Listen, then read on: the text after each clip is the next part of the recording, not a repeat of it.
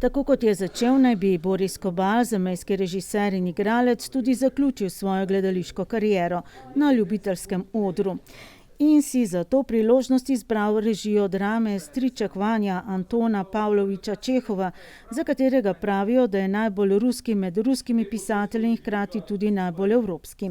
Njegove drame so brezčasne kot nezadovoljstvo, neizpolnjene sanje in hrepenenja junakov v njih.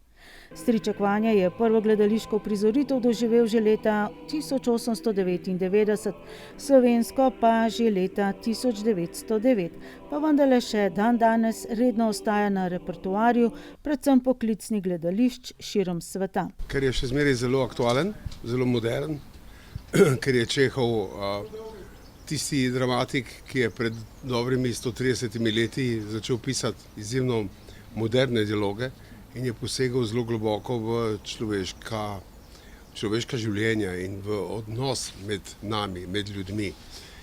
Tako da iz neke čisto enostavne, banalne zgodbe pravzaprav nastane zelo kompleksen organizem, neke interakcije med vsemi, v tem primeru 6 osebami. In občutek na koncu je pa tak, da se ni pravzaprav zgodilo nič.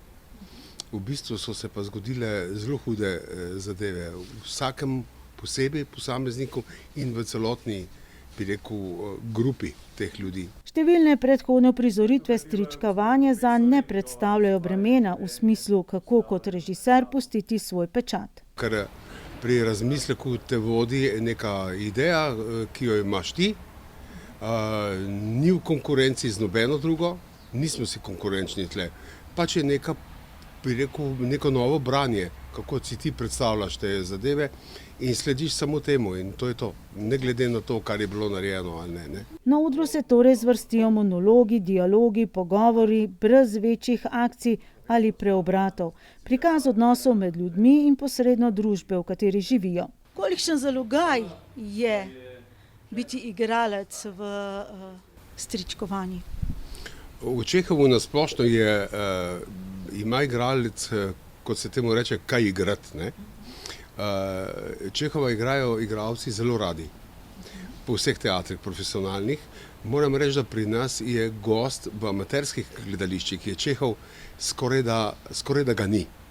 Bil je mogoče pred časom nek poskus prav v zvezi z Vanjo. Jaz sem predlagal ta tekst v pogovoru z umetniškim vodjo in sem predlagal to za to skupino, ki sem jo malo poznal, ker se mi zdi, da je v zelo dobri formi in da bi bila sposobna enega Čehova prežvečiti, da rečemo tako. Ni to predstava v tem smislu akcije, ne? Je pa notranje akcije zelo veliko, ne?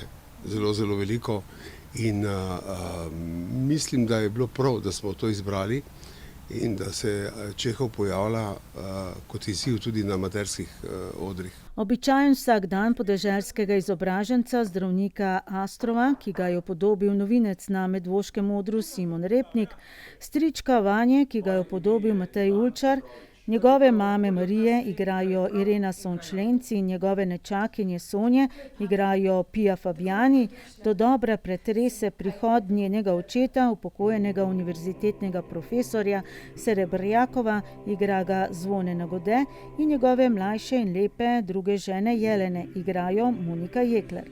Le zdi se, da sta prišla le na obisk.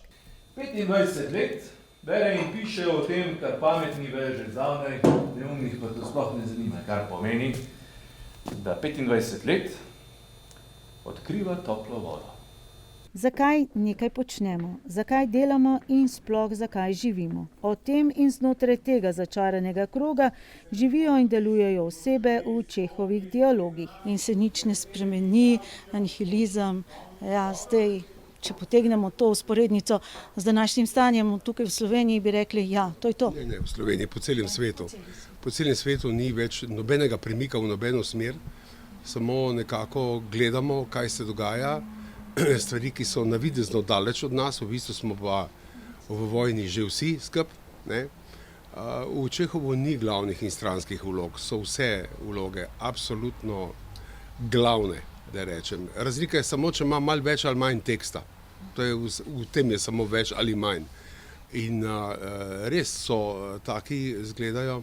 Recimo zanimivo pri stečkovanju je ta pojav, da so vsi nekako zaljubljeni v zgrešene osebe. Popolnoma vsi. Ampak ne morejo ven iz tega, nekako ne upajo si. Ne vem niti, če je to cona udobja, ker če je to udobje, potem kaj bi lahko bilo še hujše, ne?